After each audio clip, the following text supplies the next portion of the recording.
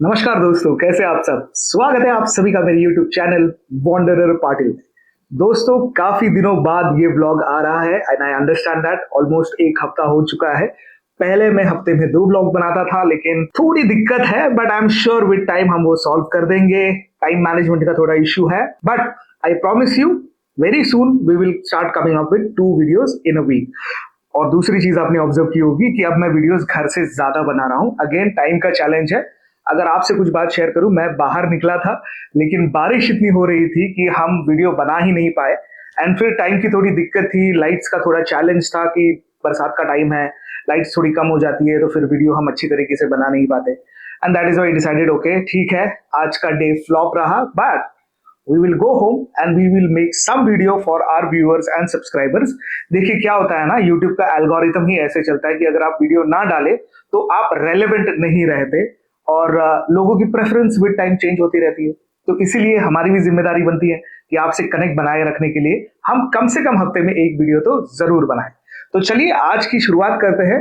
बहुत ही interesting topic है क्योंकि आपको पता है कि मैं रियल एस्टेट कंसल्टिंग भी करता हूं, लोगों से बात करता हूं। ज्यादातर जो मेरे सब्सक्राइबर्स हैं वो एनआरआई है और वो मुझे फोन करते हैं when they want to invest in certain properties. और बहुत सारे लोग हमारे देश के भी है, हमारे शहर के भी है, अलग अलग शहर के भी लोग हैं जो मुझे फोन करते हैं और जानना चाहते हैं एक पर्टिकुलर टॉपिक के ऊपर कि हमें प्रॉपर्टी कहाँ लेनी चाहिए। और जब मैं उन्हें लोकेशंस बताता हूँ, अपकमिंग लोकेशंस बताता हूँ, उसमें भी बहुत बड़ा और बहुत इंपॉर्टेंट एलिमेंट आता है। Should you go for a pre own home और अ न्यू वन, यानी क्या आपको एक नया कंस्ट्रक्शन में पैसा डालना चाहिए या फिर you are better off going for a pre own, यानी किसी और से आप वो घर खरीदे जिसने ऑलरेडी डेवलपर से खरीदा है, या फिर he could be a second investor, third investor, whatever the case may be. ये बहुत ही इंपॉर्टेंट टॉपिक है दोस्तों, और मैंने काफी लोगों को सजेस्ट किया है कि that you should go for a pre own home. इसके लॉजिक क्या है, रीजंस क्या है, सब कुछ हम आज डिटेल में समझेंगे कि मैं हाईली रेकमेंड क्यों करता हूं ऐसे घरों को जो रेडी है, बन चुके हैं, ऑलरेडी अच्छी लोकेशन पर है। ये सारी चीजें आज डिस्कस करेंगे। लेकिन अगर आप इस चैनल पर नए हैं या फिर पुराने हैं और सब्सक्राइब नहीं किया है तो यार सब्सक्राइब कर दो।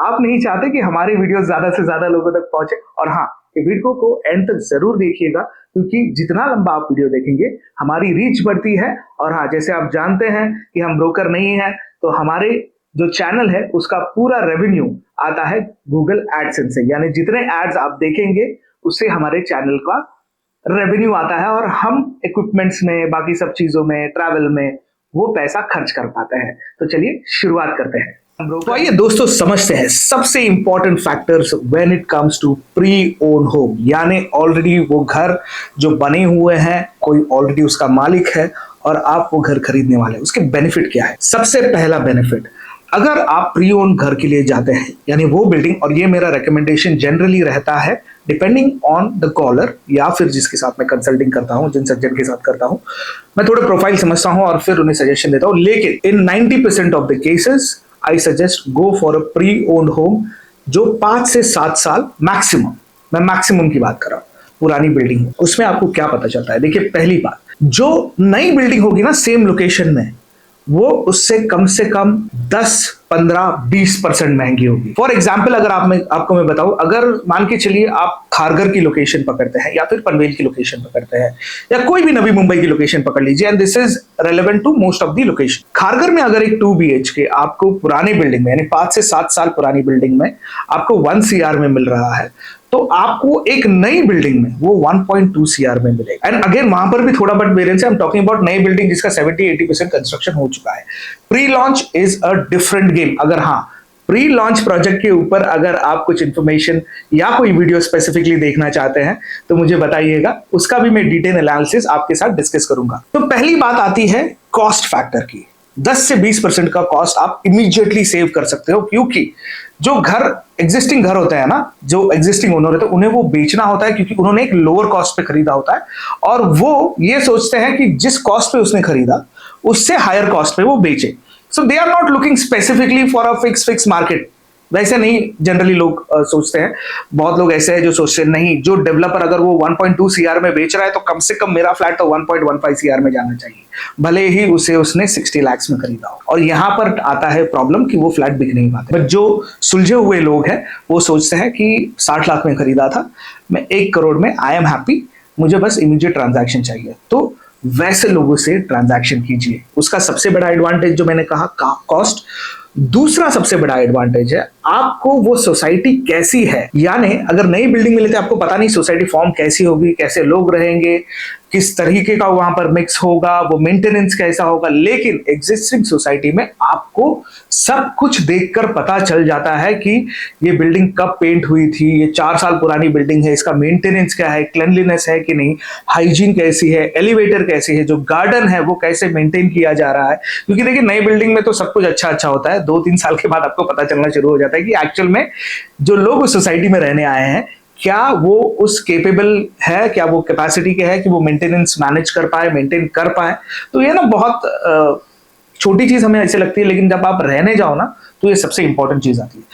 उसके बाद वहां पे लोकल ट्रांसपोर्ट कैसा है, वहां से आपको आने जाने में कितनी सहूलत होती है, वहां पर पब्लिक प्लेसेस कैसी है। क्योंकि ज्यादातर नई लोकेशन में क्या होता है कि आपको प्रॉमिस बहुत कुछ किया जाता है कि देखिए यहाँ पर है ना बड़ा सा 5 स्टार होटल आ जाएगा, बड़ा सा हॉस्पिटल आ जाएगा, एक बड़ी यूनिवर्सिटी आ जाएगी। टॉल प्रोमिसेस होते हैं और ये कुछ हद तक सही भी होते हैं, but the delivery time scales of those project can be anything from 5 years to 10 years। यानी मैं बिल्डिंग की बात नहीं कर रहा, जो करस्पॉन्डिंग इंफ्रास्ट्रक्चर है ना उसे 5 से 10 साल 15 साल भी लग जाते हैं और तब तक आपकी बिल्डिंग बहुत पुरानी हो जाती है, आपका एज 15 साल बढ़ चुका होता है।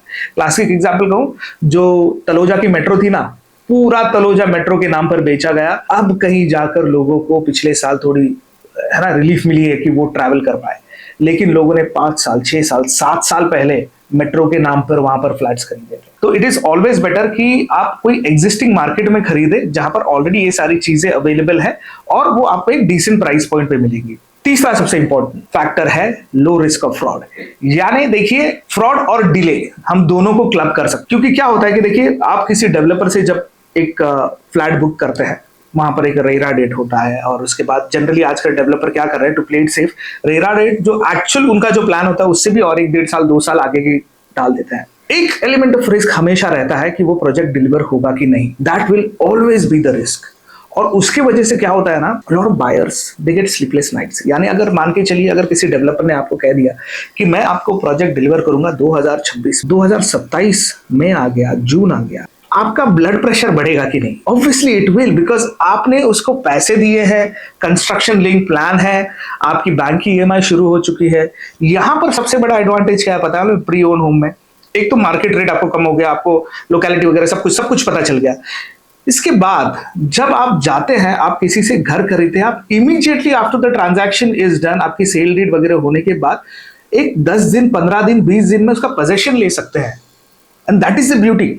और ये मैं तब कह रहा हूं जब उस घर में कोई रह रहा है। अगर कोई नहीं रह रहा है, इमीडिएटली जैसे आपने पेमेंट कर दी, भाई वो घर आपका हो गया, आपके हाथ में चाबी आ गई, आप उस घर के मालिक हो। सो इमेजिन कीजिए। अब मैं बताता हूं कि मेरे जो दर्शक है, मेरे जो सब्सक्राइबर्स है, जो मुझे कॉल करते हैं कंसल्टिंग के लिए, उनका एप्रीहेंशन क्या होता है। उनके मन में ना एक हमेशा से एक फीलिंग होती है और उनकी फैमिली की सबकी होती है कि यार किसी और के घर में हम कैसे रहे, कोई पहले से रहता था वहां पर, पता नहीं कैसे यूज किया।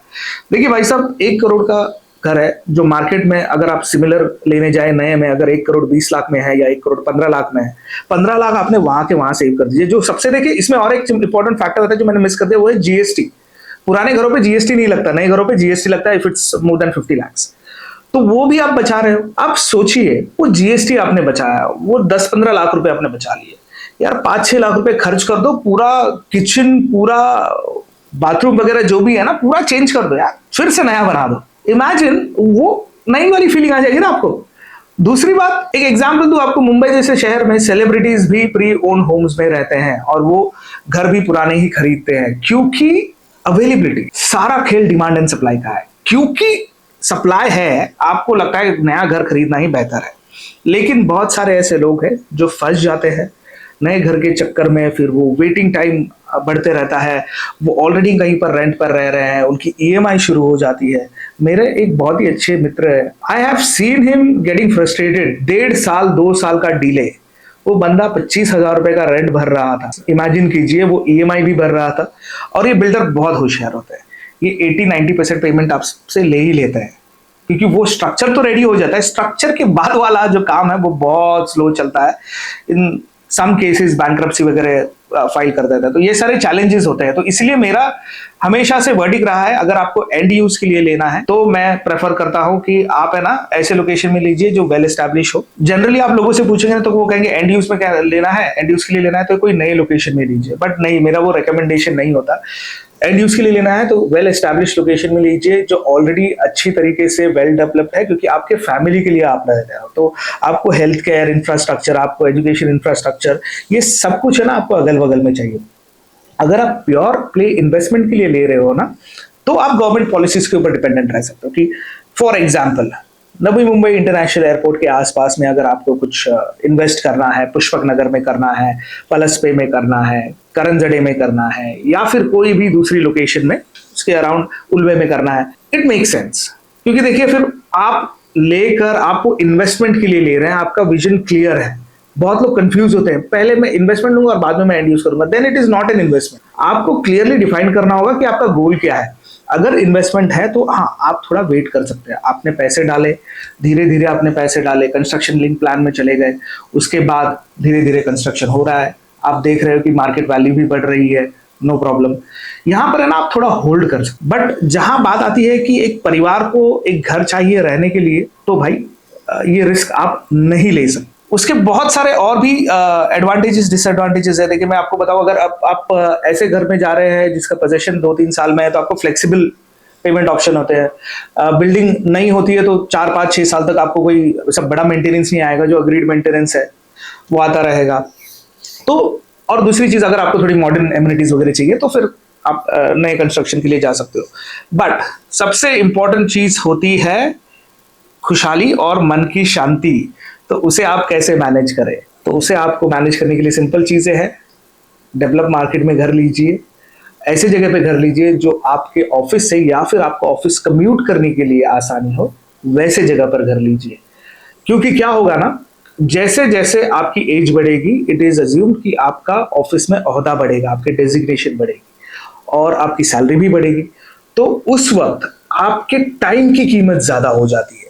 Your time is more valuable asset than anything else. और तब आप ये सोचोगे कि मैंने सिटी सेंटर से इतना दूर घर क्यों लिया। सो आई होप आज का जो वीडियो था उसमें जो मैसेज देना चाहता था वो आपको शायद मिल चुका होगा और आप भी थोड़े लॉजिकली सोचेंगे उसके ऊपर।